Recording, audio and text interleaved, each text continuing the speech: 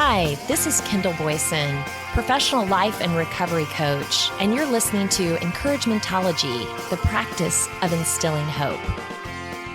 Hi there. Thanks for joining me. On this show, we're going to slow our mad dash to get somewhere and celebrate where we are. As you look back over this year, take stock of all you've done, all you've experienced, how you've grown, and where you've added value. So much of our time and energy is invested in setting goals and striving to hit those goals. What do we do when we get there? We make new goals. Very little time is spent on celebrating the win. What happens when we don't reach the goal? We give up most of the time, but sometimes we re-engineer that goal and try again.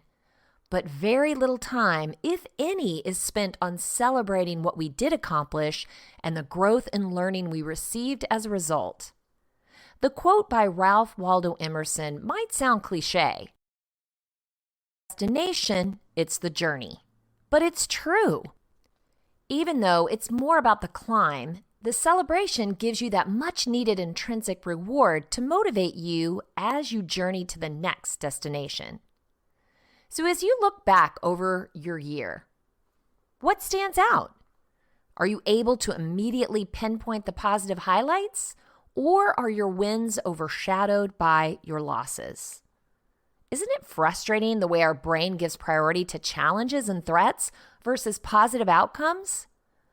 Put a pin in that and we'll come back to it. Were you able to check off things on your to-do list and complete some desired goals? What did you do to celebrate or reward yourself? Who in your inner circle was invited? Did you keep it to yourself or overpost on social media? It's okay, we can be honest here. Let's trace the steps of this year's journey to get a push where we might be stuck and to give kudos where we might have overlooked an accomplished milestone. Let's also find some healthy habits we can adopt to make the climb that much more rewarding. As the title explains, let's start with the celebration. Whitney Johnson helps us kick off the party with Celebrate to Win, found at Harvard Business Review. As adults, we're often much better at work than play. In fact, we seem to turn play into a form of work, one at which we are sadly less competent. Take, for example, office retirement and birthday parties, complete with balloons, pastries, and the requisite crudité platter. It's usually a drop-by between meetings party. Say hi, grab a plate of goodies to eat alone at your desk. Even the guest of honor may only do a flyby.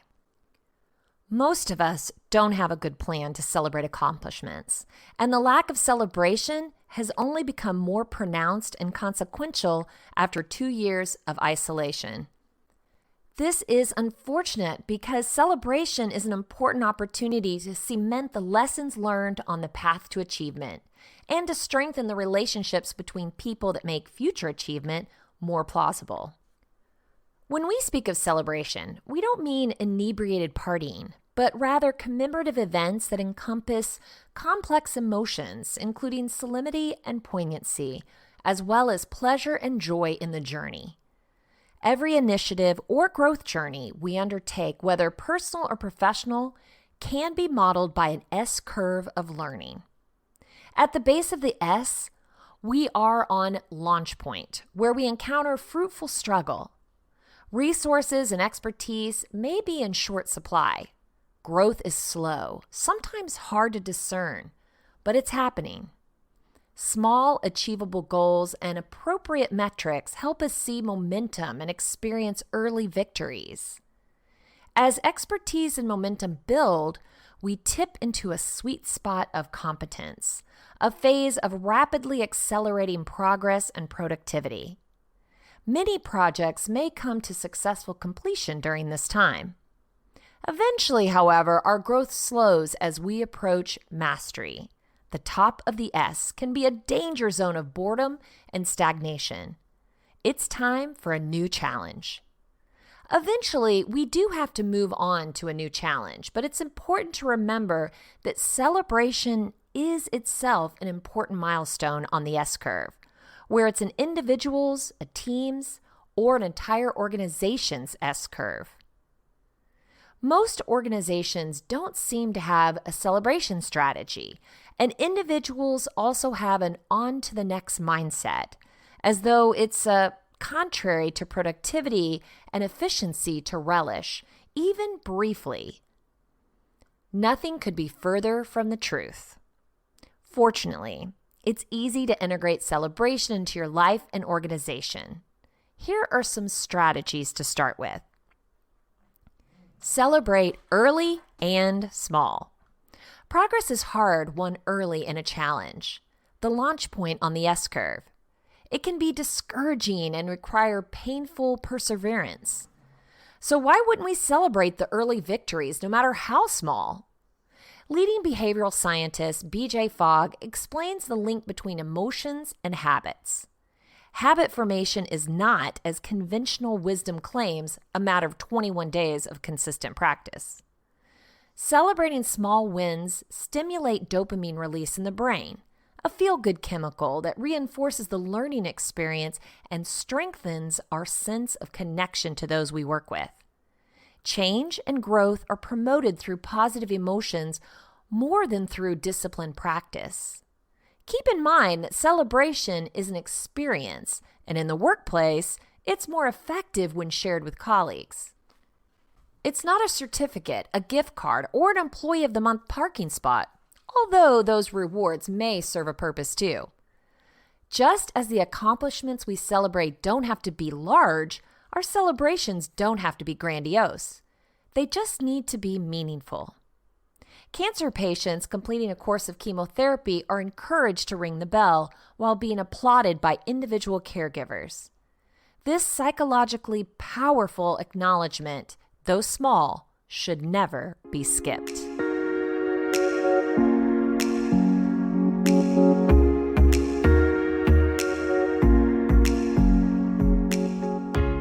Celebrate in the interim. The sweet spot of the S-curve is the phase of greatest productivity. As an individual or leader, there are good reasons to want to extend this stretch of the curve for as long as reasonably possible. This can require reconfigured teams, stretch projects, and imposed constraints to keep the challenge level high enough to prolong growth and engagement. These techniques ensure that many smaller mountains will be scaled en route to the ultimate summit. Celebrate all of them. We don't just celebrate our first birthday or our last. We celebrate every birthday in between. Whenever an objective is achieved, have a plan to commemorate it, even if the actual objective and commemoration are modest. Make sure individuals recognize their own achievements and know that their managers and teams recognize and appreciate them too. Celebration reinforces lessons learned, practices adopted, and strengthens the foundation and esprit de corps for future accomplishment. Celebrate at the top. This seems obvious, but apparently it isn't. For example, consider the typical retirement celebration. Even for the big ultimate events, we struggle to hit pause on our busyness to try to acknowledge the mountain we conquered. Fred B. Bryant describes celebrating his victory atop Snowmass Mountain in Colorado in Savoring a New Model of Positive Experience, which was co-authored by the late Joseph Veroff. Bryant had attempted to climb twice previously without success. He knew it was unlikely he would ever return. So he lingered with his friends, taking in the spectacular view and committing the sensations of the moment to memory. The smell of the air, the sound of the wind, the details of the scenery. He mentally reviewed the challenges he had overcome to reach this moment.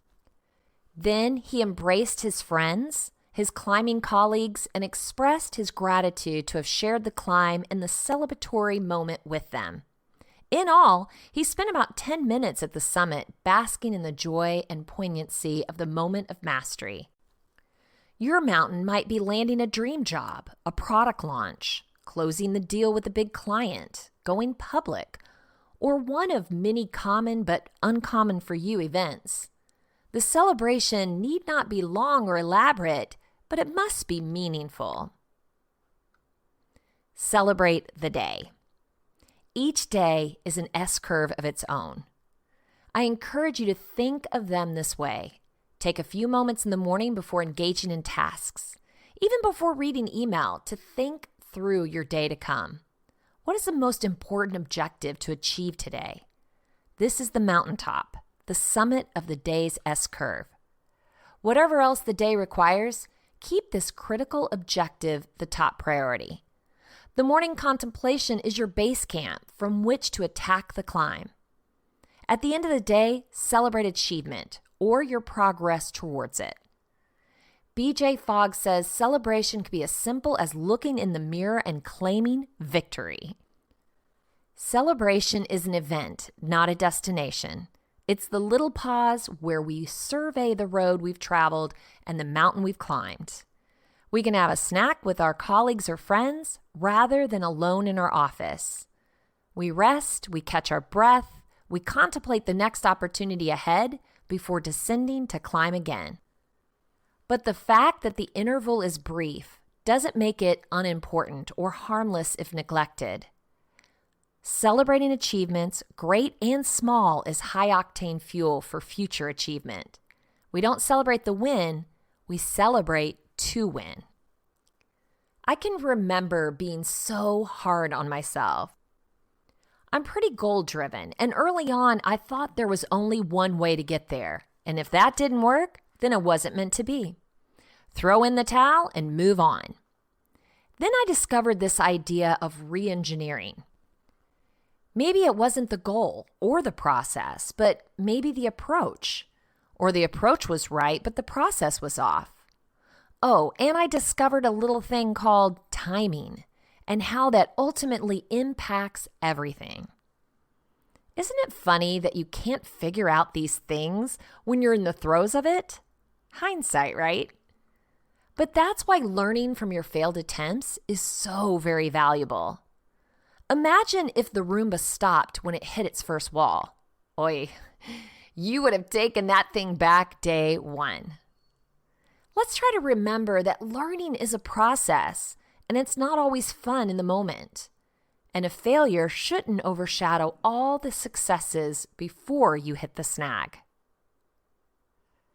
Blake Thorne explains why your brain has a negativity bias and how to fix it, found at I Done This, The Science of Small Wins.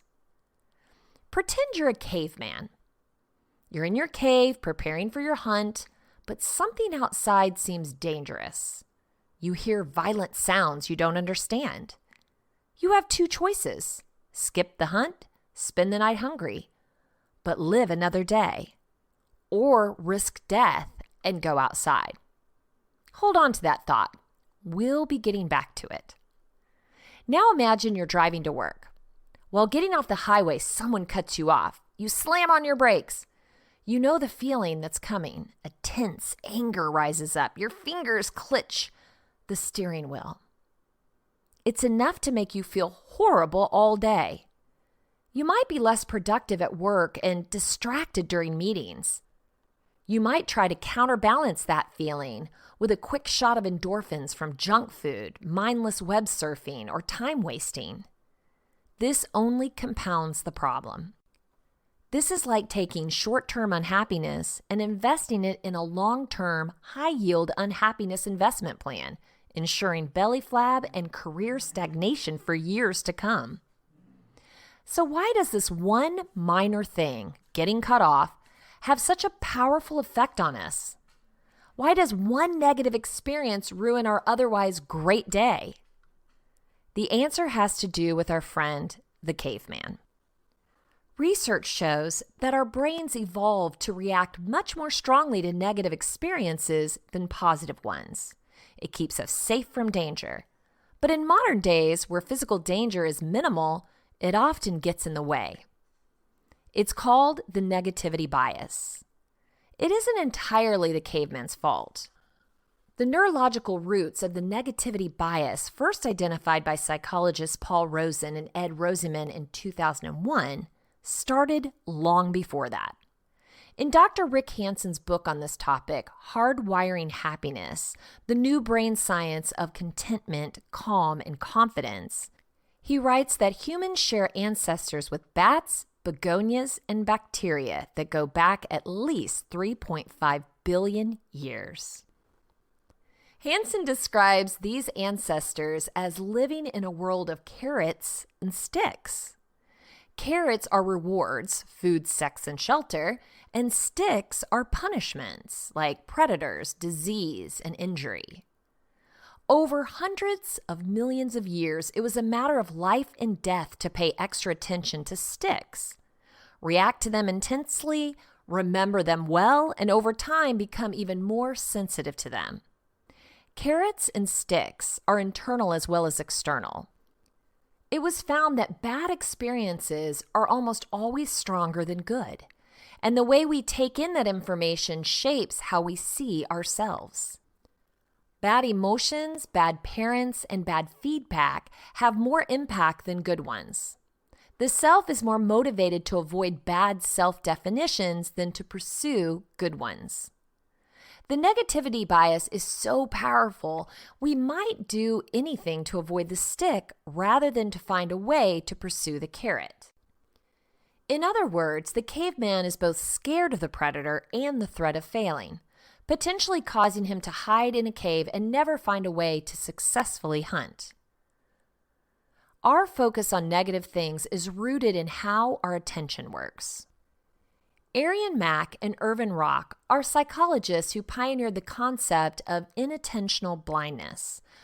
Before their research, it was natural to assume that your sensory organs, like your eyes, ears, etc., consumed all the information available to them at any given time. These organs piped that information to your brain, and your brain made decisions based on it. The framing might be positive or negative, but we assume the brain at least had the data it needed to make the informed decision. That's not entirely true. It turns out Mack and Rock revealed that there's a fundamental difference between perception and awareness. In their research, the psychologists asked participants to identify normally identifiable things like faces and names. Mack and Rock found that if they made these things less identifiable, the study participants were less likely to become aware of them. A scrambled face or a misspelled name was harder to even see. A negative bias, then, is really a negative attention bias. When we focus on negative things, we actually reshape our perception into seeing negative things.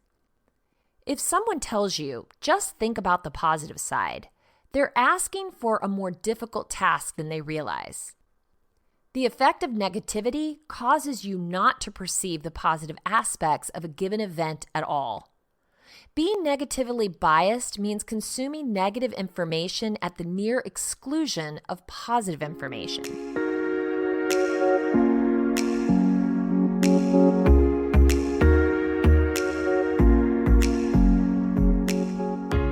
Not only does negative stimuli trigger more neural activity, but research shows negativity is detected more quickly and easily. The amygdala, the brain region that regulates emotion and motivation, uses about 2/3 of its neurons to detect bad news. Think about this. 2/3 of your motivation regulator is designed to focus on negativity. That seems problematic. Also, economic studies have shown people are more likely to make financial and career decisions based on not achieving something good, but on avoiding something bad. Older workplace models have supported this behavior. 20th century assembly line workers were not expected to fail fast or innovate. Being a good employee was following a series of don'ts. Don't show up late. Don't talk back to the boss. Don't touch that button. Most of us aren't working that way anymore. Modern business psychology shows a need to focus on growth and progress, behaviors that inherently need action, not avoidance. Furthermore, values like openness and transparency are celebrated in workplaces more than ever. But we're often not taught how to deal with a simple reality. Sometimes transparency hurts our feelings. You might assume the best way to beat one bias is with another, fighting fire with fire. Wouldn't your well-being be better served by feeding it positive feelings and information than negative? It's not that easy. Like it or not, evolution hardwired your negativity bias for a reason. Overemphasizing negative events enabled our ancestors to survive.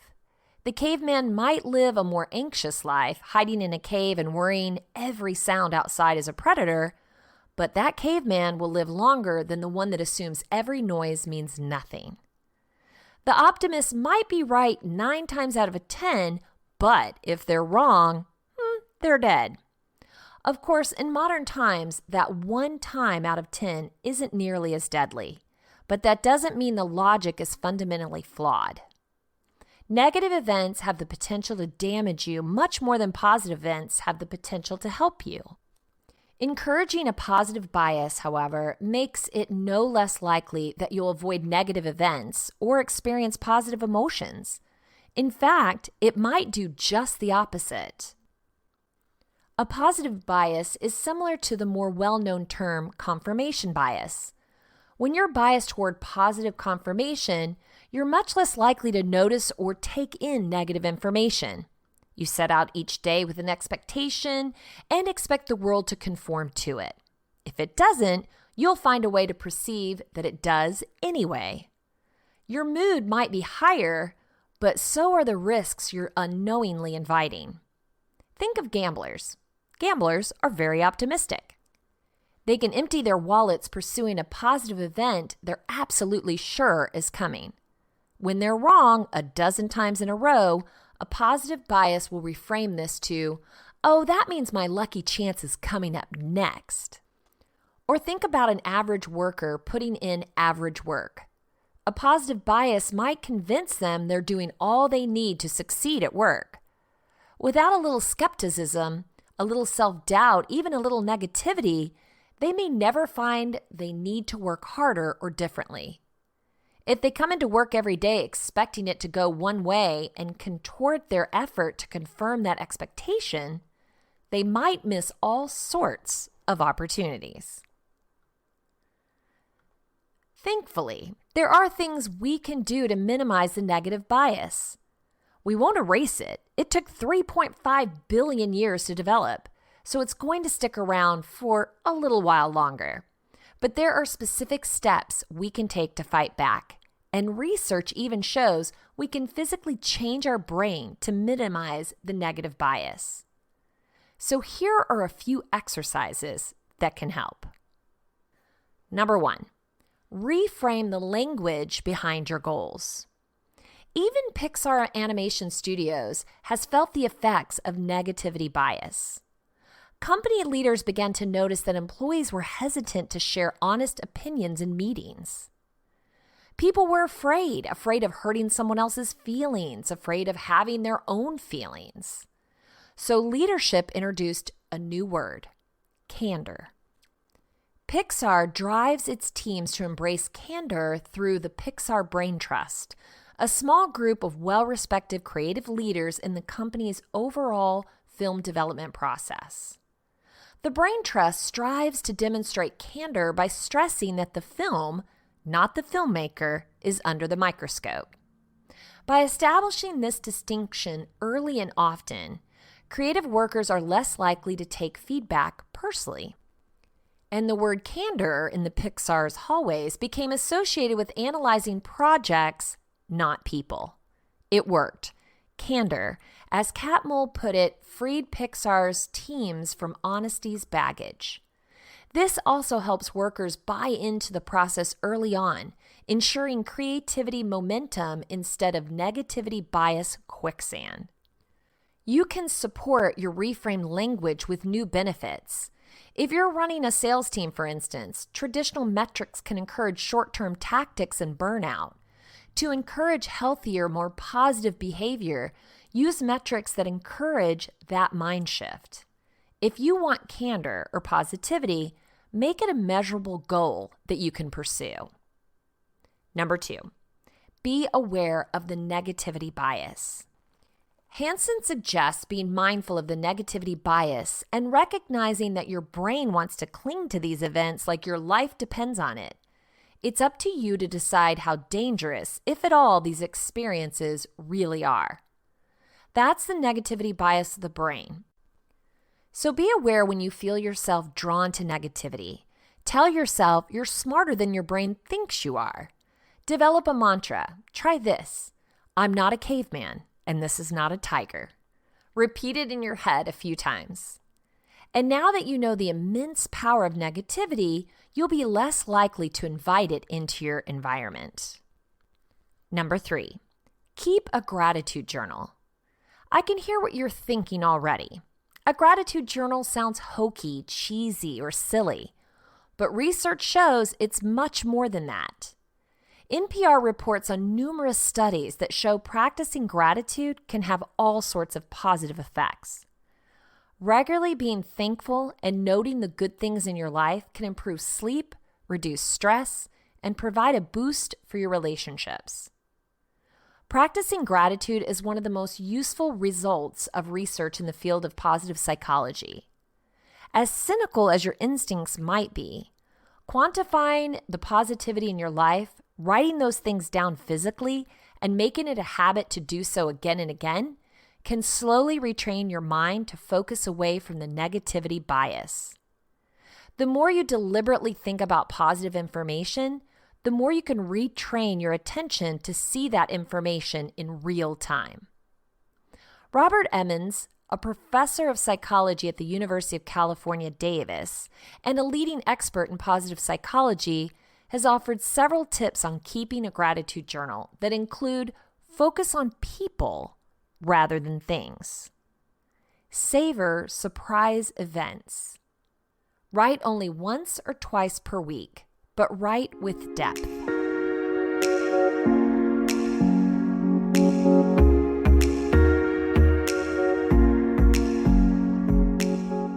Number 4, distract yourself.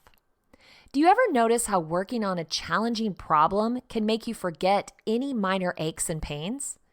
It turns out we may be able to shake off negative emotions by diverting our mental energy elsewhere, like on a puzzle or a memory game.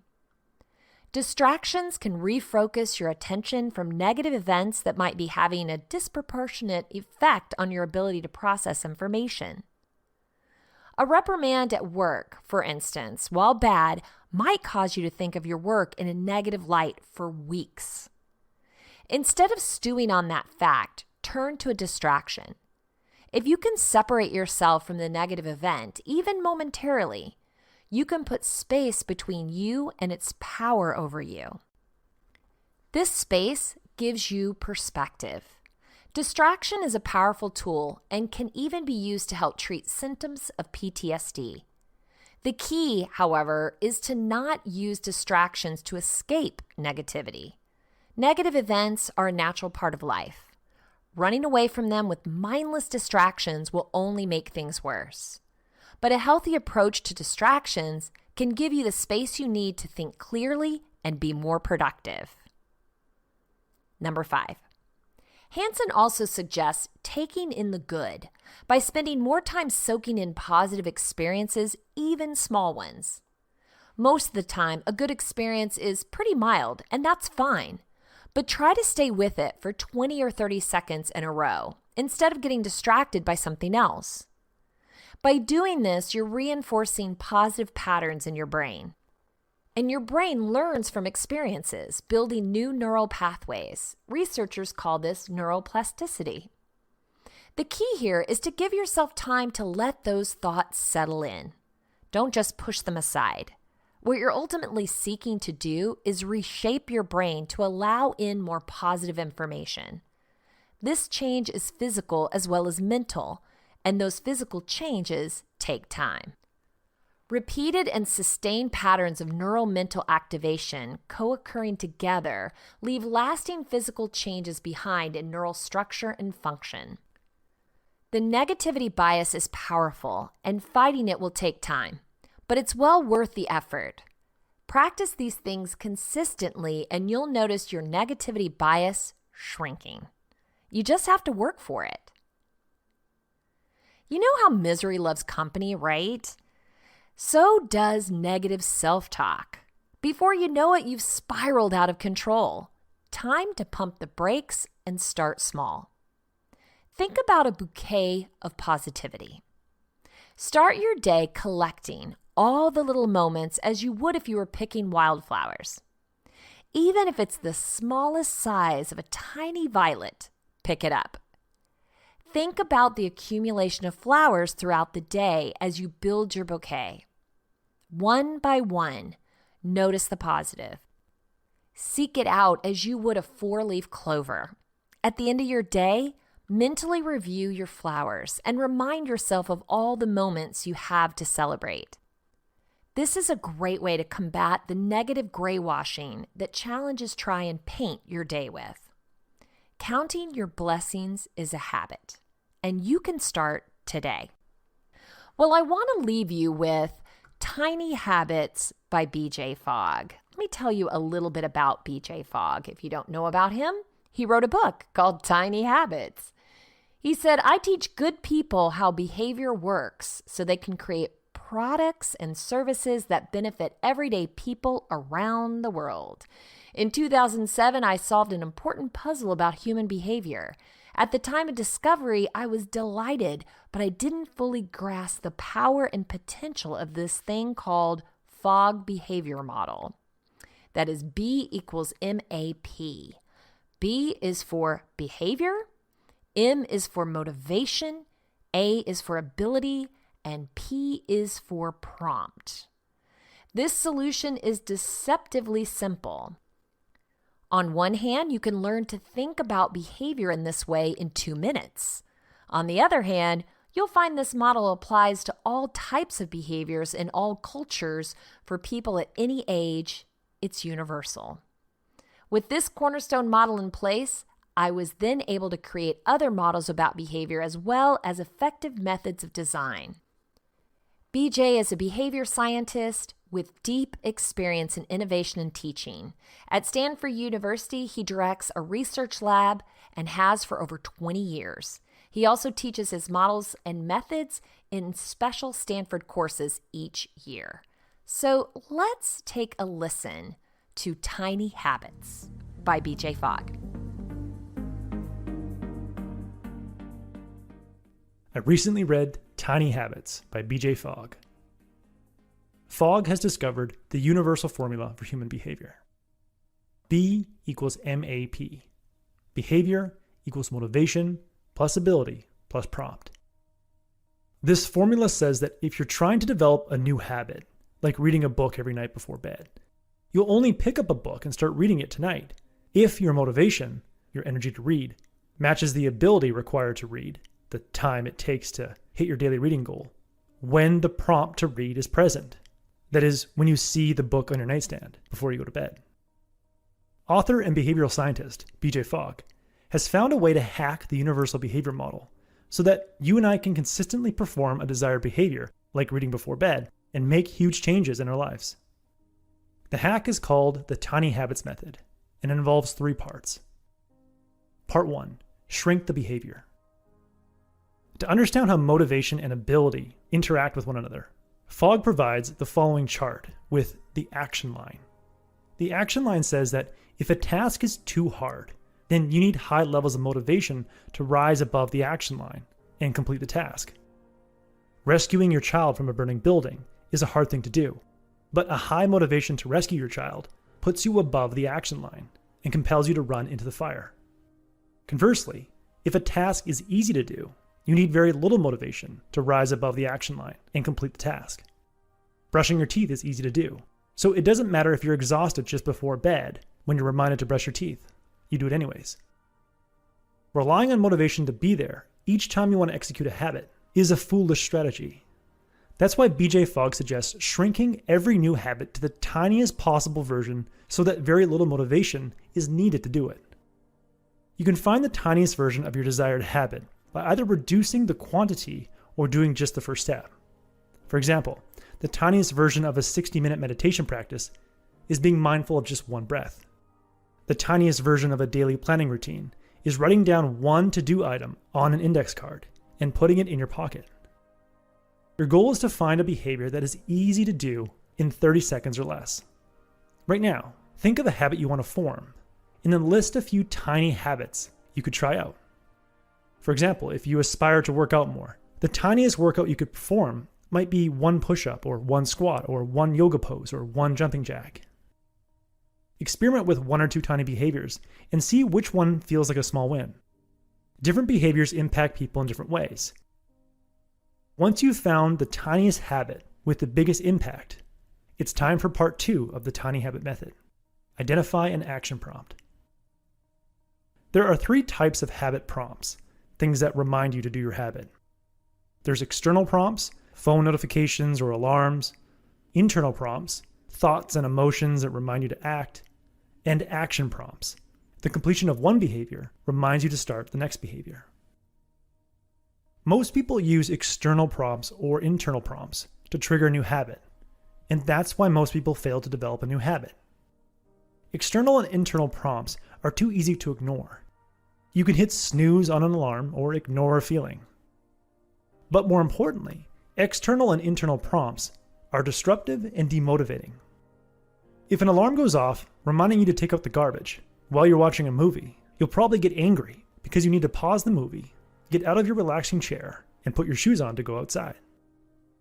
Contrast that to an action prompt that uses the completion of one behavior to trigger a new behavior. If you use the end of cleaning your kitchen countertops as the prompt to take out the garbage, you can leverage the momentum you already have from being on your feet and walking around the kitchen to then walking outside. That momentum is just enough motivation to get you over the action curve.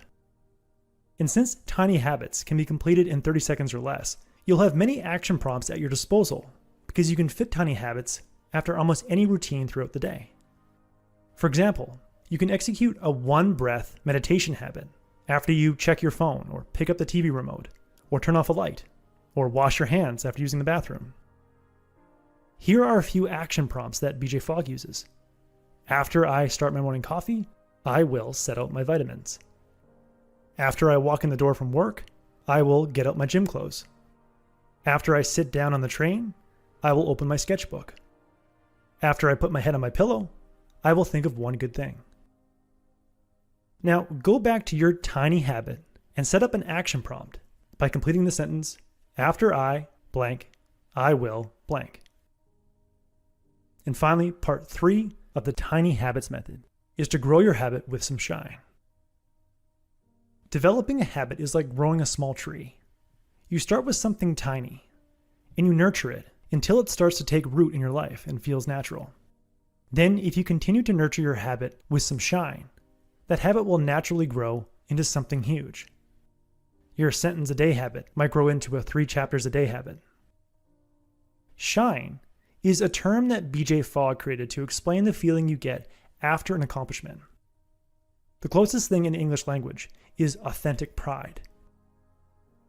To get an idea of what shine feels like, imagine the following. You've just gone through 3 rounds of intense interviews for a job you really want at a company you really like.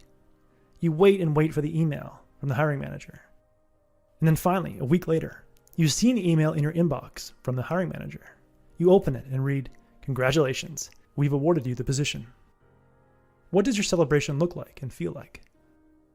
Or imagine you've worked hard on a school project and your favorite teacher walks up to you and puts his or her hand on your shoulder and says, "Great job." How do you celebrate in that moment?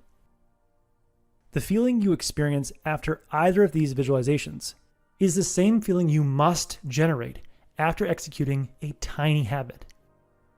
Now, it may sound ridiculous to feel pride and success after just one push-up or flossing just one tooth, but based on BJ Fogg's extensive habit research, learning to celebrate after a tiny win is the most critical component of habit development. Think of yourself as part dog trainer and part dog. Your inner dog performs the habit, and your inner dog trainer chooses to give the dog a treat. Most of the time, we hold back those treats because we think we should only celebrate huge successes. But that's a huge mistake. Fogg says, when you feel successful at something, even if it's tiny, your confidence grows quickly and your motivation increases to do that habit again and perform related behaviors. I call this success momentum. Surprisingly enough, this gets created by the frequency of your successes, not by the size. When you give yourself a steady dose of shine after doing the tiniest version of a habit, your motivation will steadily grow, which will allow you to take on more difficulty while still remaining above the action curve. This is how you grow your habit from 1 push-up a day to 5 to 10 to 20. Fogg says, you can resist learning to celebrate, but be aware that you're choosing not to be as good as you could be at creating habits. For most people, the effort of learning to celebrate is a small price to pay for becoming a habit ninja. In the end, use BJ Fogg's tiny habits method to hack your own behavior and get yourself to reliably execute a habit. First, shrink a new habit to the tiniest version, an easy behavior you can complete in 30 seconds or less. And second, use an action prompt to trigger your tiny habit so you start your habit with momentum. And third, always celebrate the completion of a tiny habit. The more you celebrate, the faster you'll be able to grow your habit. It's important to remember the way to sustain a habit is to give yourself the flexibility to always do more, but permission to always go back to the tiniest behavior. BJ Fogg says, while small might not be sexy, it is successful and sustainable. That was the core message that I gathered from Tiny Habits by BJ Fogg. Fogg is a wealth of knowledge when it comes to behavior change. I highly recommend this book.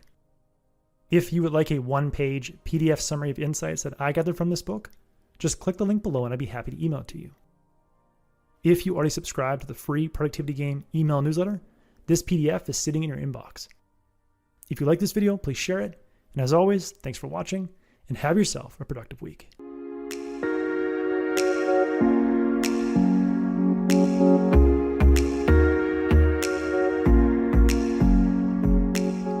If you want to share encouragementology with a friend who needs to know they're not alone in this journey of self-discovery, you can visit encouragementology.com or anywhere you stream your content to receive this episode and all others.